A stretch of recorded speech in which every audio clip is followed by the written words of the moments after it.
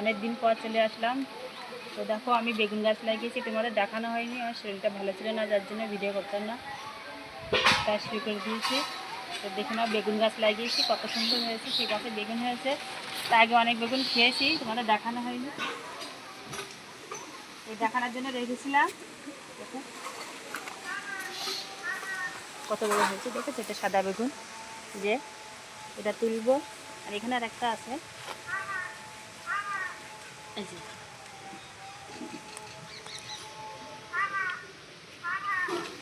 এটা তুলে নেব।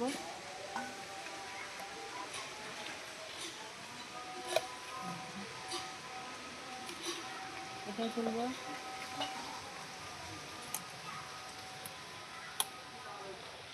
বাড়িতে সবজি হলে কত ভালো লাগে তুলতে।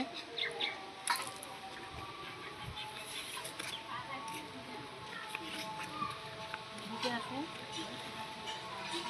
হচ্ছে কালো বেগুন,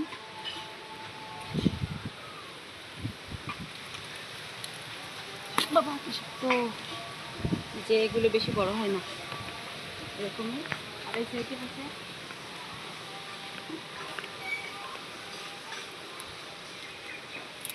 দেখো, দেখো গাছের প্রচুর ফুল হয়েছে, নতুন হবে এগুলো।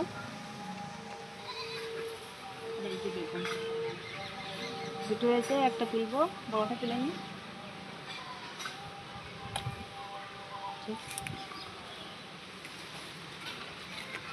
আর এটা এখনো জ্বালিয়ে আছে, যার জন্য তুলবো না, ওই সাইড থেকে তুলে নেব।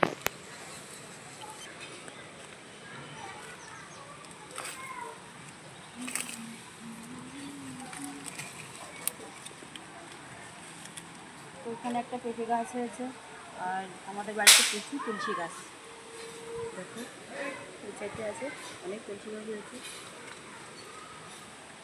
এই যে বেগুন বড় হয়েছে, বেগুনটা কত বড় হয়েছে দেখো। এগুলো হচ্ছে কালো বেগুন, এগুলো সাদা বেগুন, এগুলো দেখতে পাচ্ছ। আর এইগুলো জালি, ঠিক আছে, খুব কখনো বড় হয়নি। আর এই বেগুনগুলো বেশি বড় হয় না, এর থেকে আর একটু বড় হবে, তার বেশি হবে না। এটা জ্বালিয়েছে কেন না,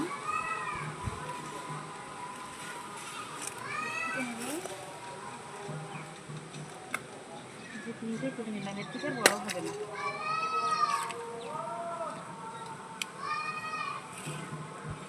আর তুলবো না, এই যে এগুলো হয়ে যাবে। তো চলো বেগুন দিয়ে কি রান্না করা যায়। তো চলে এলাম রান্না করতে। তো বেগুন কেটে নিয়েছি, বেগুন আলু, এই যে, আর বেগুন আলু দিয়ে, এটা হলো কি বলে, চেলা মাছ বলে, চেলা মাছ দিয়ে আলু বেগুন দিয়ে ঝোল হবে। আর এই যে কালো বেগুনগুলো তুলেছিলাম, এইগুলো ভাজা করব। তো রান্নার পরে দেখা হচ্ছে।